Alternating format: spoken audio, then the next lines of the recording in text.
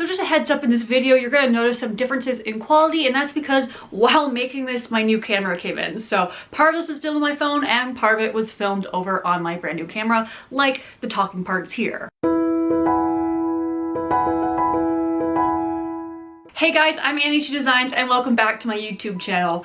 I'm really getting these videos out about my Snow White cosplay pretty quickly because I've been making some really good progress on it recently. I'm really closing in on finishing, so this video is all about the different sewn accessories that are included. Basically all the finishing pieces besides the wig and the crown. The pieces I'm about to show you took me a little over a week to do, mostly because we had some time off due to some pandemic related issues. I had some unexpected time off, so I was able to work basically a full work week on just these pieces. In that time, I managed to finish the giant orange bow that you see next to me, and as well as the orange sleeves, which you'll see me working on later. And then a week later, on a Sunday, I finished up the shoes. So those pieces are all now ready to go, and I'm gonna tell you how I made each of them. First up is this magnificently large orange bow over here. It might look a little complicated, but it was actually probably the simplest piece of the bunch to put together. The pieces were cut out of this gorgeous clementine colored silk dupioni from silkbaron.com. I love this stuff, and the color is absolutely perfect for this color combination on this costume. Essentially, these pieces are just two very large rectangles with the ribbon cutting angles at the end of it. So they're not very complicated shape-wise, and I just did some math and I did a little bit of playing around with other fabrics to figure out the size I wanted in relation to the costume itself, and I think I did a pretty decent job on that. So I took these rectangles and folded them in half and stitched them closed, including that little angle at the bottom. Then I turned the whole thing inside out, including using my corner turner to get that angled corner nice and crisp, because we want it to be nice and pointy at the bottom there. And then I very, very carefully pressed it all down. I wanted everything to be as crisp as possible because silk dupioni is really easy to get a nice crisp finish on. Once everything was nicely pressed, I top stitched everything down, not only to help keep that crispness in place, but also because this would act as the channels later where I'd put the wires in. I also did add a little stitch at the spot where the bow area ends, so when I put the wires in, they'd have somewhere to stop. The wire I used is, well, actually I'm not sure. I couldn't tell you exactly what it is because my dad gave it to me. He showed me a few of the wires in his collection, and this was the strongest but also smallest and didn't break with a little bit of bending, so it's the one I used, and it worked really, really well. So I figured out the exact size of my loop and cut 4 pieces of wire to that size and started threading them into the different channels I had made prior with the top stitching. This took a little bit of time because I made those channels almost exactly the same size as the wire. I probably should have made them a bit bigger, but they look pretty satisfying in that small channel. So once I had my giant loop shapes, it was time to make it actually look like a bow. First, I pleated the separate pieces so they have a nice little pleated effect to them, and then I put them together with some very thick hand stitching. I want this to be very strong because I don't want them coming apart. Once those were put together, I made the middle loop. This piece doesn't have any wiring, but instead is just heavily interfaced. The top is interfaced as well, but not quite as strongly as this piece. I also added a little pleat on him just for some extra pizzazz, some extra detail as well. But he's also just a little rectangle and was made basically the same exact way, minus the wire. The last part of the bow was to add on a bunch of snaps. This snaps right onto the dress in 6 places. These are very, very strong, but also easy to get on and off, which is ideal. Next up are the orange sleeves or gauntlets, depending on how you want to call them, or under sleeves. It just depends on your preferences.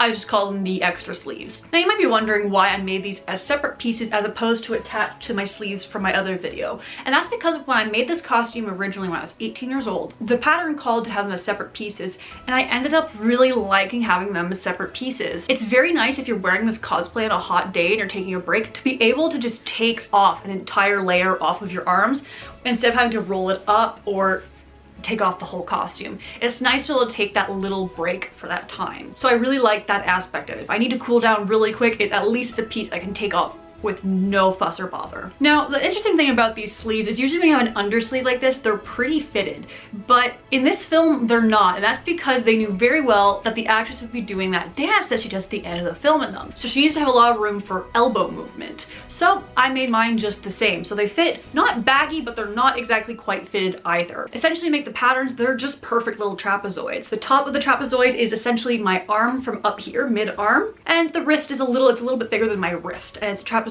from there. I made 2 sleeve mock-ups to make sure I had these measurements proper, and then once I had one I was happy with, that's what I ended up using for the final pattern. To finish off the sleeve seam, because there is one seam going along the bottom, I decided to do a flat felled seam. I did this for 2 reasons. One, this method makes making the placket opening for the buttons really easy to deal with. It's just one continuous finished edge.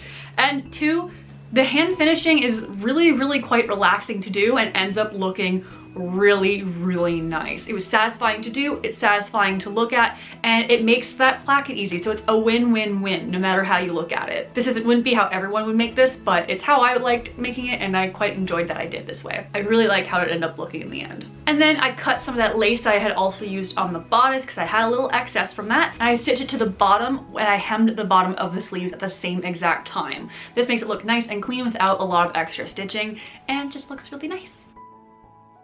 Next up, a pretty iconic detail on these are the little covered buttons that go along the wrist area, so she can get the sleeves on and off ideally. For this, I used a little cover button kit that I found over at Fabricland, and I purchased it without realizing it needed a tool to go with it, so let's keep that in mind. So using the pattern on the box of the kit, I cut a whole bunch of little circles that would end up be the fabric to cover the little button bases. Because I didn't have that handy dandy tool, I had to actually hand baste around the circle and then take that basting and pull it and gather it over the base afterwards, as opposed to the tool where it would just push it in itself. Now the reason I didn't have that tool was because, well, I just purchased them pretty quickly and I didn't realize it needed a tool, and again, I was home from work because of pandemic issues, so I wasn't allowed to leave and go pick up the tool. So I had to make do with this method. But eventually it ended up with a really pretty nice finished little covered button. And then I repeated that 11 more times because there are 6 buttons per arm. As for the way that these buttons connect and close up the sleeve, I took some ribbon and I cut them into little tiny little pieces and melted the edges so they would not fray. We don't want any fraying on this costume. And then I carefully hand folded them and then attached them to the inside of the sleeve. Finally, it was time to add the little ribbon detailing that goes down the arm. For this first, I had to take some basting stitches and kind of make myself a guide on where they'll be placed, where the center crosses would be placed and where the other crosses would be placed on the sides. Essentially, the pattern here I figured out is 2 crisscross patterns overlapping each other. So I very carefully followed my little guide that I had put in with my hand basting and started to pin all of the crisscrosses into place. And then I took a very long time, but it was actually quite nice to do, to actually hand stitch all of those little ribbon folds into place. And then when I was done, I ended up made a little bow out of the same ribbon and stitched it right on top at the wrists. While this sounds simple in theory, it took me quite a lot of time to figure out and quite a lot of time to do. But it was pretty satisfying, and I really love how the finished product ended up looking. With that, the sleeves were done, and it was time to move on to the shoes. For the base of the shoes, I actually went to the thrift store and found a pair of shoes that I liked the height of and that I found comfortable. I think they cost me like $2, which was absolutely fantastic. So the first thing I did to the shoes was actually sand them down because they have a lot of shiny texture, especially on that toe, but even the leathery parts were a little bit hard for glues to adhere to. So sanding it down was really important. Once both pairs were sanded, I took some green painter's tape and started covering one of the pair of shoes with the tape. This was so I could make a pattern and eventually cut out some fabric for the covers I'd be putting on them later. I only needed to do one pair of shoes because, well, they are a symmetrical pair. So there's no reason for me to do both because I could just reflect the pattern in order to reflect for both shoes. Once the whole piece was taped down, I took my pen and created some lines. This was to mark where the edges were as well as where the seams would end up going. There ended up being a seam on the very back of the heel, on the inside of the shoe, and then the heel was its entire own piece. Once this was all mapped out, I took the piece off very carefully. This was a little difficult because they kind of wanted to stick together or they just wanted to stick to the shoe,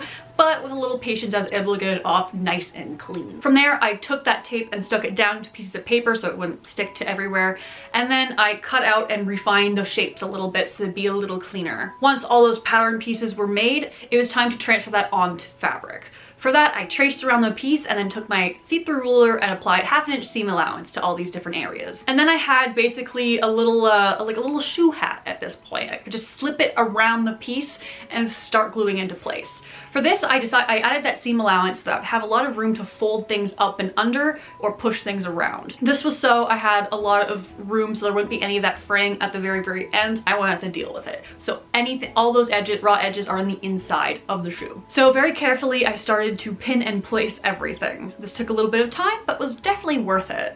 once it was all pinned, I was able to take my fabric tack glue, which I love this stuff, and start gluing it to the inside. If I had not sanded the shoe beforehand, this would have been very, very difficult to do, so it's always a good step to sand ahead of time. Now, the gluing step takes a little bit of moving around and finagling because some of those areas just don't want to glue flat, so you kind of have to push and manipulate things with your hands a little bit, which is why I actually have the piece on my lap, because it's just easier to control that way.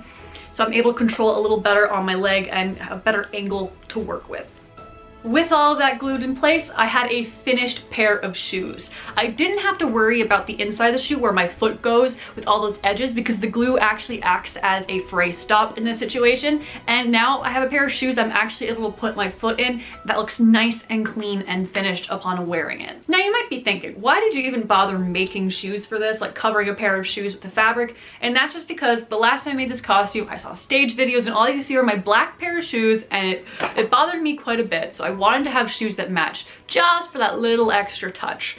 It's not necessary, not every costume will need it, but it's something I wanted to add since I knew I'd have to wear a heeled shoe under there anyway. And with the shoes done, that means all three of these fabric-based accessories were all done. And most of the costume is complete at this point, except for the stuff I wear on my head, like the wig and the tiara, which a video on will be coming very, very soon. Hopefully a video will be coming soon. I haven't made them yet, so we'll see. Upon filming this, I haven't made those yet, so we'll see how soon that comes, but it should be pretty soon because I'm really excited to finish this. I'm really excited that these pieces are done because I'm inches close to finishing this whole thing and getting to a full reveal for you guys here on this channel. I'm really excited to get some photos done of this cosplay. I've been working on it for a year now, and it's almost done, and it feels really, really wonderful to have it at this point. So please enjoy some of the footage of these pieces completely finished, because I'm really hoping this means that the next things I can show you, wow, we're really close to finishing it, you guys, so it's really exciting. And I'd like to thank you guys so much for, again, following this little journey of me making this bigger costume. It's the biggest project I've ever taken on, and it's been an absolute joy to work on. I'm really excited to finish it and then show the final thing to everyone. And I'm also really excited to wear it to Anime North, even though now it's been pushed all the way to July, so I won't be debuting this in May like I was expecting to, but now in July, but you know, that's okay. We're okay. So thank you guys so much for watching. Be sure to like, subscribe, and all that good stuff. And check out my other social media because I've been posting other little tidbits about this costume over there, as well as a lot of work in progress over my Instagram stories. So thank you guys so much for watching, and I'll see you guys in the next video. See you guys later.